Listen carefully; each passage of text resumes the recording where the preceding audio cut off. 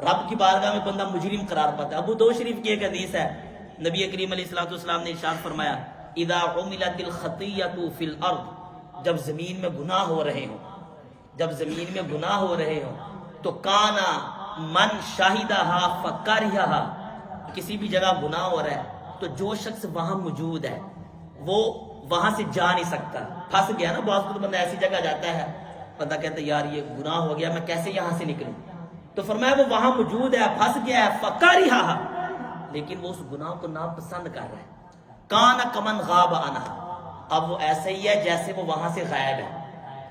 گناہ ہو رہا ہے، یہ شخص وہاں موجود ہے، لیکن وہ دل میں کہہ رہا ہے کہ یار یہ غلط کر رہے ہیں، اگر میرا بس چلتا تو میں یہاں سے نکل کے چلا جاتا، لیکن کسی وجہ سے میں جا نہیں سکتا۔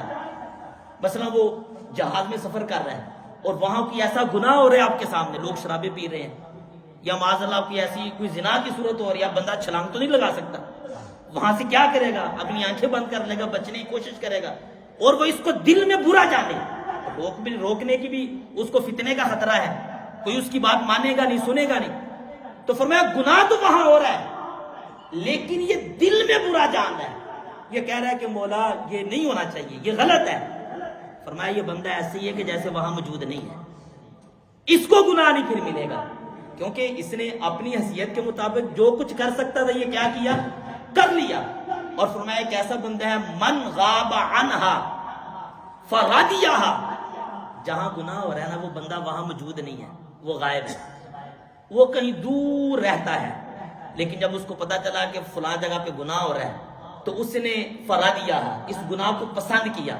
تو فرمایا کان کمن شاہدہا، اب وہ اس گناہ سے دور ہونے کے باوجود ایسے ہی ہے جیسے اس گناہ میں شریک ہے، جیسا کہ اس گناہ میں موجود ہے، اس گناہ میں حاضر ہے۔ یعنی کہ سمجھایا یہ جا رہا ہے کہ اے مسلمان، تیرا پہلا سٹیٹس یہ ہے کہ انہیں اپنے ہاتھ سے روکنا ہے، دوسرا سٹیٹس اللہ نے تجھے زبان دیا اس سے روکنا ہے۔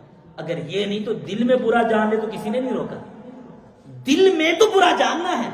تو یہ ہم دیکھیں بعض وقت گناہ ہو رہے ہوتے ہیں تو ہمیں وہ کہتے ہیں نا محاورتاً کہ کان میں جوں تک نہیں رینگتی، ہم کہتے ٹھیک ہے جناب لگے ہوئے ہیں، ہمیں کیا، ہمیں تو کچھ نہیں نہ کہہ رہے۔ تو یہ چیز غلط ہے، یہ چیز رب کی ناراضی کو دعوت دیتی ہے۔ گناہ کو گناہ تو سمجھا جائے، بندہ بعض کو خود بھی گناہ کرتا ہے، بہت سارے لوگ خود گناہ کر رہے ہوتے ہیں پھر اس پہ دلائل دے رہے ہوتے ہیں کہ یہ ٹھیک ہے، یہ صحیح ہے۔ اور بھائی گناہ کر رہے ہو اس کو گناہ تو سمجھو کم از کم کہ یار یہ میں غلط کر رہا ہوں، یہ میں ٹھیک نہیں کر رہا۔ جو بندہ گناہ کو گناہ سمجھتا ہے نا اللہ اس کو کبھی توبہ کی توفیق دے ہی دیتا ہے، اور جو گناہ کو بھی گناہ نہیں سمجھ رہا ہوتا اس کو توبہ کی توفیق نہیں ملتی، کیونکہ وہ اپنے آپ کو رونگ سمجھ ہی نہیں رہا ہوتا، وہ کہہ رہا ٹھیک ہے میں تو صحیح ہوں، میں درست راستے پہ جا رہا ہوں۔ تو اس لیے ہم اپنے آپ پہ ہمیں غور کرنا ہے کہ جہاں ہم برائی دیکھیں اس کو روکیں، اس کو منع کریں۔ اگر ہم ایسا نہیں کر سکتے تو اپنے دل میں اس کو برا جانیں، دل میں برا جاننا یہ ضروری ہے۔